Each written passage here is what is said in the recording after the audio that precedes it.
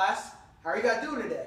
My name is Jalen Brown, and what I'm going to do is tell you about cultivation analysis, the study of my research for Professor Humphrey's communication theories class.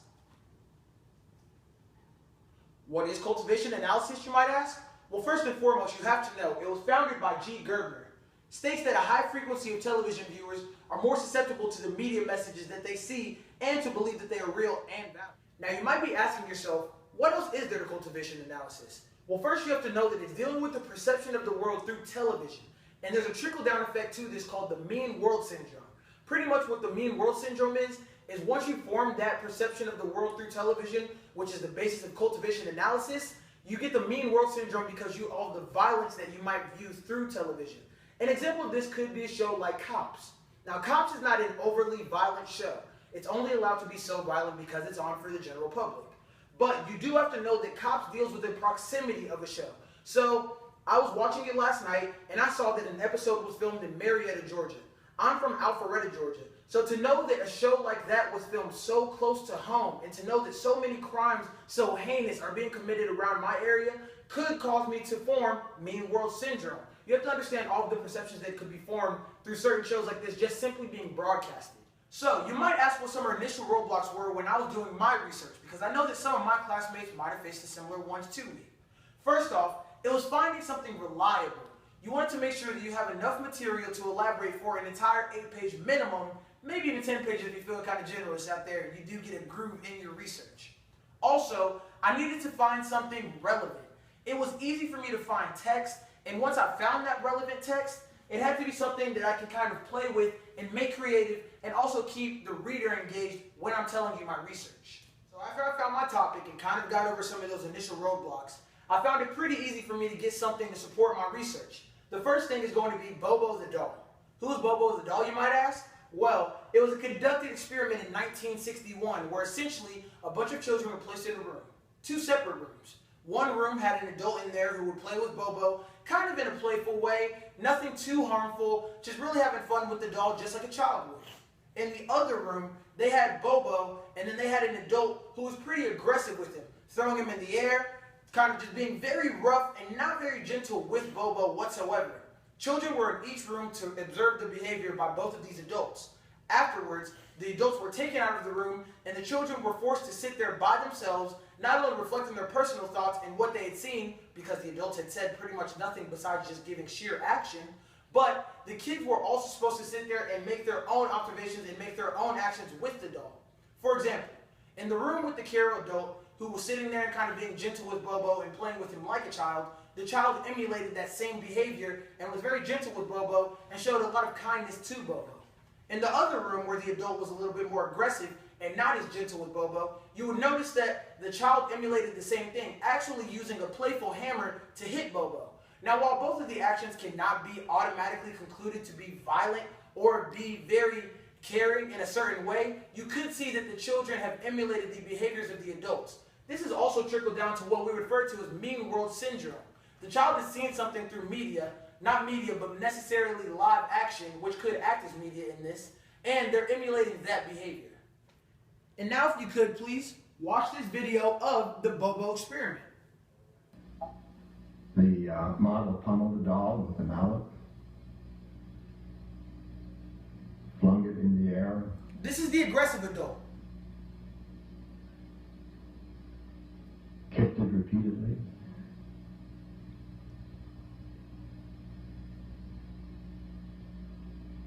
Threw it down and beat it.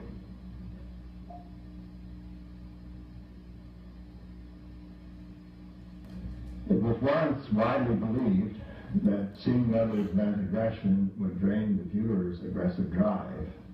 As you can see, exposure to aggressive modeling is hardly cathartic. And the child emulates this.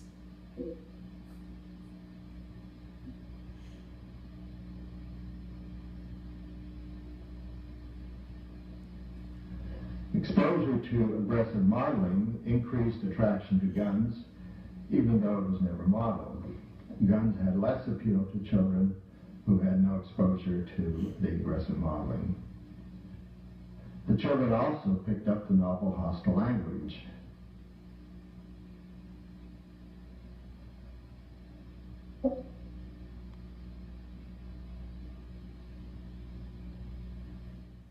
So what are my thoughts on the Bobo video? I think it did a very good job in supporting my research. It showed that live action can be a friend to the entire research in general. Now the video is a little aged, so you could probably assume that television might not have been the most accessible or even a formed medium to use. Live action was something that allowed the children to sit down, observe the behavior, and they didn't even have anybody kind of explain to them what was happening. It was just an experiment. This introduced cultivation analysis, and it also showed mean world syndrome at its finest. Anonymous figures were used in this video as well, and I think that helped a lot because it didn't allow the children to make any kind of judgments ahead of time. No bias was allowed. For example, if you had somebody like Barney or Mr. Rogers as the figures of subjects, then you wouldn't really know what to kind of do with either one of them because there's already a preconceived notion of each of them. So when dealing with all this research involving Bobo, I thought that something a little bit more relevant to the time could also help me out with supporting my research. So I chose video games, specifically a study on Call of Duty, which is a violent video game that's pretty familiar with kids, teenagers, and actually adults of today's age. I noticed with games like Sly Cooper, Spyro, and Crash Bandicoot, those are games that I came up on, so it's very easy for me to relate to the topic of video games in general. Although my parents did limit me a little bit because some of the games were a little bit too violent, so my mom thought it was kind of good to just curve the way that I kind of perceived some of these games or even interacted with some of these games at a young age. Call of Duty is a war game. It's also very popular around the world. It started off as something very kind of small in about 2006-ish maybe, and now it's become something very popular to today's day. So you might be wondering, how exactly does this relate to cultivation analysis? Well, there was a study specifically conducted on Call of Duty in 2010, and psychologist Craig A. Anderson concluded that while it was a risk factor for increased behavior and increased aggression, we can't exactly go ahead and say that it was a direct contributor to such violent behavior. It also was a good experiment because it brought everything to a more modern forefront. You have something like Bobo, which was a very good example, but it was conducted in the 1960s, so it's kind of hard for some people to relate to it. This Call of Duty example is a little bit more in the times that we live in today. So what did I like from each of the videos? There was elements from each of them that I thought I could take away and even form for my own project. First off, I liked that there was an anonymous figure in Bobo, and the live action used. I thought that both of those things allowed for better results to be formed. However, I didn't like how long ago it was. I think had the experiment been conducted even possibly a little bit closer, like the 1980s or even the 1990s, you would have gotten something a little bit more relevant to the time, which is where Call of Duty comes in.